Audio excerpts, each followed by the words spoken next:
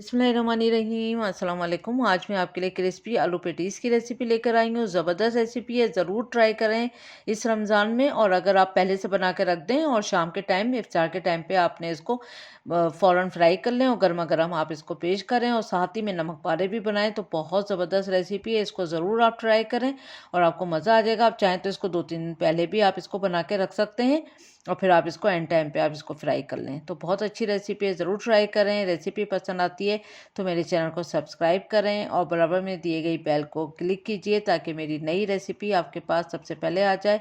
अब आते हैं रेसिपी की तरफ। तो यहाँ मैंने 1.5 कप जो है वो मैदा लिया है। मैदे को हम अच्छी तरह छान लेंगे और ये मेजरमेंट वाला ही मैंने कप यूज़ किया है यहाँ पर। अब इसमें हम बेकिंग पाउडर डालेंगे 1/4 टीस्पून। नमक जाएगा इसमें 1/2 टीस्पून और नमक आप अपने जायके के हिसाब से भी डाल सकते हैं। और 6 टीस्पून जो है वो घी जाएगा। घी ही डालिएगा, इसमें तेल नहीं डालिएगा। अच्छी तरह से घी को हम कर लेंगे मिक्स। जब अच्छी तरह मिक्स हो जाए फिर हम इसमें पानी डालेंगे, थोड़ा थोड़ा करके हम इसको गूंदेंगे। हमने डो जो चाहिए हमें बिल्कुल पूरियों वाली चाहिए, तो इसलिए ये ना बहुत सख्त होनी चाहिए और ना बहुत ज़्यादा लूज़। अच्छी तरह से गूंदेंगे और फिर इसको 10 मिनट के लिए छोड़ देंगे। इतनी देर में इसको रेस्ट देते हैं। यहाँ पर हम करते हैं फिर इसकी फिलिंग तैयार, जिसमें हम आलू रेडी करेंगे। तो यहाँ 1 टेबल स्पून हमने ऑयल लिया, इसमें हमने ज़ीरा डाला 1 टीस्पून। थोड़ा सा हमने इसको फ्राई करना है, हल्का सा कलर चेंज हो जाएगा। फिर इसमें हरी मिर्च जाएगी 1 टेबल स्पून बारीक कटी हुई। बारीक कटा हुआ ही अदरक जाएगा 1 टेबल स्पून। अब ये हरा धनिया है, ये आखिर में डलेगा। अच्छी तरह से इसको हम फ्राई कर लेंगे। पहले आँच को हमने स्लो ही रखना है, स्लो आँच पे हमने इसको फ्राई करना है क्योंकि ऑयल ज़्यादा नहीं है। फिर यहाँ बारीक कटी हुई प्याज जाएगी, एक मीडियम साइज़ की प्याज। फिर इसमें हम मटर डाल देंगे, ये उबले हुए मटर हैं 1/4 कप। अब अच्छी तरह से हम इसको फ्राई करेंगे। हल्का सा ऑनियन का जो प्याज का कलर है थोड़ा सा बस चेंज हो जाए, बहुत ज़्यादा हम चेंज नहीं करेंगे प्याज के कलर को। उसके बाद हम इसमें मसाले मिलाएंगे। तो 1/3 टीस्पून हल्दी डाली, 1 टेबल स्पून कुटी हुई लाल मिर्च डालेंगे, गरम मसाला पाउडर 1 टीस्पून, आमचूर पाउडर 1 टीस्पून, धनिया पाउडर भी जाएगा इसमें 1 टीस्पून। सब मसालों को हम फ्राई करेंगे। आँच को स्लो ही रखना है और स्लो आँच पे ही हमने इसको चंद सेकंड फ्राई करना है बस।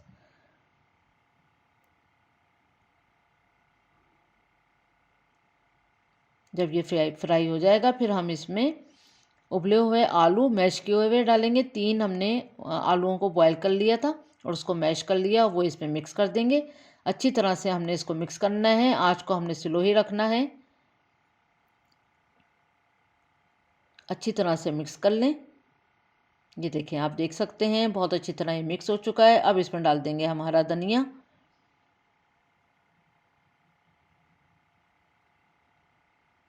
अब आप चाहें तो यहाँ पर आप नमक भी डाल सकते हैं बिना मिक्स करे ही, क्योंकि हरा धनिया और नमक एक साथ ही मिक्स हो जाएगा। तो 1/2 टीस्पून हमने यहाँ पर नमक डाल दिया।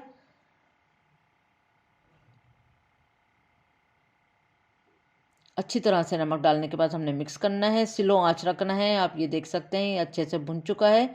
अब ये जब तक ठंडा होता है तो हम जाएंगे अब आटे की तरफ। इसको ठंडा होने देंगे। अब यहाँ पर हमने 5 टेबल स्पून जो है घी के साथ हमने all purpose floor 4 table spoon लिया। 4 table spoon all purpose floor लिया है यानी कि मैदा, और 5 टेबल स्पून हमने इसमें घी डाला है, पिघला हुआ घी। अब थोड़ा थोड़ा करके घी डालेंगे और इसको अच्छी तरह से मिक्स करते रहेंगे। बहुत अच्छी तरह से मिक्स करना है। तकरीबन ये इसको हमने, ये देखें ये इस तरह से हो जाएगा। अब यहाँ पर थोड़ी सी सर्दी है तो घी थोड़ा देर के बाद जम सा जाएगा, लेकिन आपके अब जो है वो थोड़ी सी गर्मी हो गई है तो ये इतनी जल्दी से ये जमेगा नहीं, लेकिन यहाँ पर सर्दी थी तो ये थोड़ा सा जल्दी से जम गया है। अब इसके हमने 4 पेड़े बनाए हैं और 4 पेड़ों के भी हमने एक एक पेड़े के 2 हिस्से कर देना है। तो ये बहुत आसान तरीका है इक्वल पेड़े जो है वो बनाने का। अब सबको हमने पेड़ा बना लेना है। उसके बाद हम इसको बेलेंगे। तो डस्ट करके हमने इसको बेलना है और इसको अच्छी पतली रोटी बेलना है।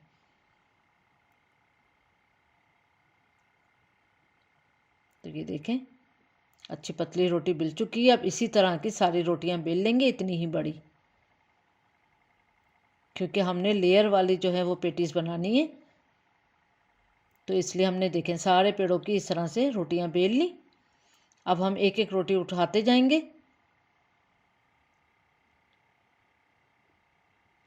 ये देखें अब ये एक एक रोटी उठाते जाएंगे और जो हमने आमेज़ा रेडी करा था मैदे का और घी का, वो हम इस पे लगाते जाएंगे। देंगे थोड़ा सा ये जमा हुआ है, लेकिन अगर आप गर्मियों में बनाएं तो ये अच्छा सा सॉफ्ट होता है, लेकिन लग जाता है आराम से। ये हाथों में जब गर्माइश की वजह से ये पिघल जाता है, फिर ये लग जाता है। उसके बाद फिर हमने इसमें आटा डस्ट करा, मैदा, फिर हमने एक रोटी रखी इस तरह से। हर एक रोटी के बाद हमने आमेज़ा लगाना है, मैदे वाला और घी वाला, और फिर उस पर थोड़ा सा मैदा डस्ट करना है। फिर उसके बाद हमने एक रोटी रखनी है और फिर अगेन हमने यही करना है। तो सारी रोटियों के साथ हमने सेम प्रोसेस करना है। वीडियो को मैंने स्किप भी करा है और आगे बढ़ाया है क्योंकि बहुत लेंदी वीडियो हो जाएगी। तो बस आप जान लें कि एक एक रोटी के बाद हमने मैदे वाला आमेज़ा और फिर डस्ट करा और फिर रोटी डाली है बस। आखिर में भी हम इस तरह कर लेंगे, और अगर चाहें तो आप आखिर वाले में ना भी करें, अगर आपको सही से इसको बंद करना है। अब टाइट हाथ से आपने इसको फोल्ड करना है, अच्छी तरह दबाते जाएं और टाइट हाथ से इसको आपने फोल्ड कर देना है। अब इसका रोल बना लेंगे और अच्छी तरह से इसको थोड़ा सा हमने पतला करना है।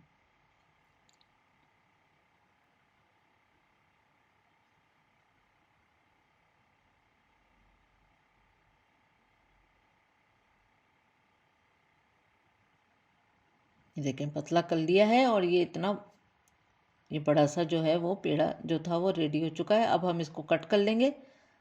ये देखें हमने दो हिस्सों में तकसीम कर दिया है इसको। अब हम इसके एक एक इंच के जो है वो पेड़े काटेंगे।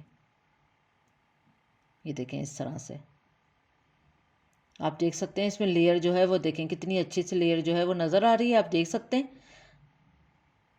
अब इसको हमने जैसे ये दब से गए हैं तो हमने इसको पहले सही करना है इस तरह से। ये देखें सारे पेड़ों को हम इस तरह से सेट कर लेंगे।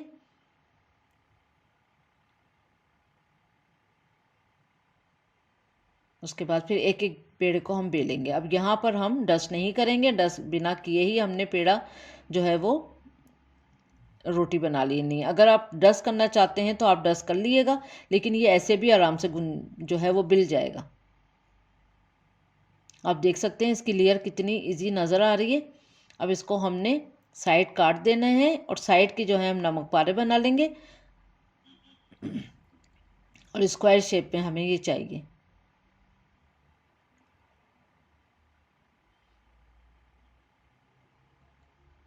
देखें अब ये जो स्ट्रिप साइड की हैं इनको आप ज़ाया नहीं करिएगा। अब इसमें रखेंगे हम आमेज़ा जो कि ठंडा हो चुका है। बहुत ज़्यादा इसको हम फिल नहीं करेंगे, बस थोड़ा ही करेंगे। अब इसको करेंगे हम फोल्ड। अगर आपने डस्ट करा है बेलते वक्त तो आपने इसमें पानी लगाना पड़ेगा, और अगर आपने डस्ट नहीं करा है तो आपने फोक की मदद से इसको दबाएंगे तो ये आराम से चिपक जाता है। हल्का सा आप इसको प्रेस करेंगे और फोक की मदद से आप इसको दबाएंगे तो ये बहुत अच्छे से चिपक जाता है। और अगर आपने डस्ट करा है तो आपने इसमें पानी ज़रूर लगाना है। ये देखें अब दो पेड़े में जो है आपको रेडी करके दिखाती हूँ। ये देखें आप देख सकते हैं इसकी लेयर कितनी, ये देखें आराम से नज़र आ रही है।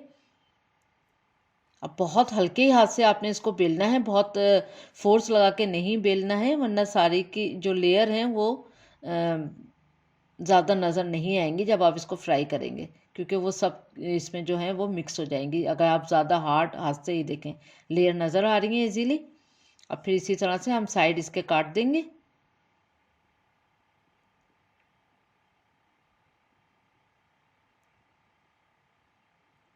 थोड़ा सा आमेज़ा रखेंगे,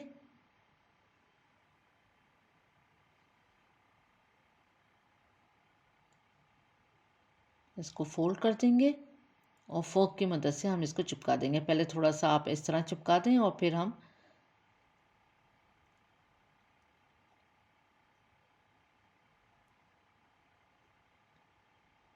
बस अब इसकी मदद से हम चिपका देंगे। तो बस सारे के सारे पेड़े इस तरह रेडी कर लेंगे। उसके बाद हमने ऑयल को करा थोड़ा सा गर्म। ये देखें बहुत ज़्यादा गर्म नहीं है, हल्का सा गर्म है कि हल्के हल्के बबल आ रहे हैं। बस अब इसको हमने मीडियम टू लो फ्लेम पे हमने इसको कुक होने देना है। तो ये बहुत अच्छे से ऊपर से क्रिस्पी और अंदर से बहुत सॉफ्ट और बहुत मज़ेदार से बनेंगे और अंदर से कच्चे भी नहीं रहेंगे अगर आपने इसको हल्की आंच पे ही कुक करा। और इसको गोल्डन कलर आने तक फिर हम इसको फ्राई करेंगे दोनों तरफ से।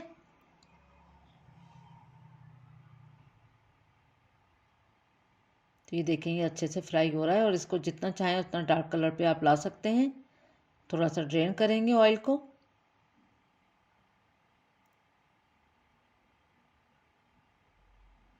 अगर आप चाहें तो इसको बेक भी कर सकते हैं। अगर फ्राई नहीं करना चाहते तो आप इसको ओवन में बेक कर लें। और जो स्ट्रिप थी वो हम इसको फ्राई कर लेंगे। तो ये बहुत ज़बरदस्त थी।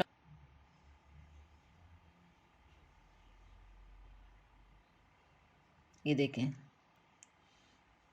थोड़ी थोड़ी सी ये फूल गई हैं। अब इसका अच्छा गोल्डन कलर आने तक हम इसको भी फ्राई कर लेंगे। ये देखें अच्छा गोल्डन कलर आ चुका है। अब इसको हम निकाल लेते हैं।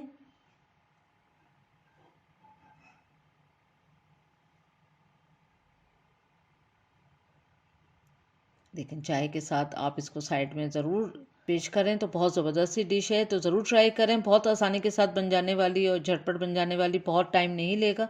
बस ज़रूर ट्राई करें इस रेसिपी को। उम्मीद करती हूँ आपको ज़रूर पसंद आएगी आज की रेसिपी। ये देखें ऊपर से क्रिस्पी है, अंदर से कितने सॉफ्ट भी हैं, टेस्टी हैं। ज़रूर ट्राई करें। उम्मीद करती हूँ आज की रेसिपी आपको पसंद आएगी। Thank you for watching. दुआओं में याद रखें अपना।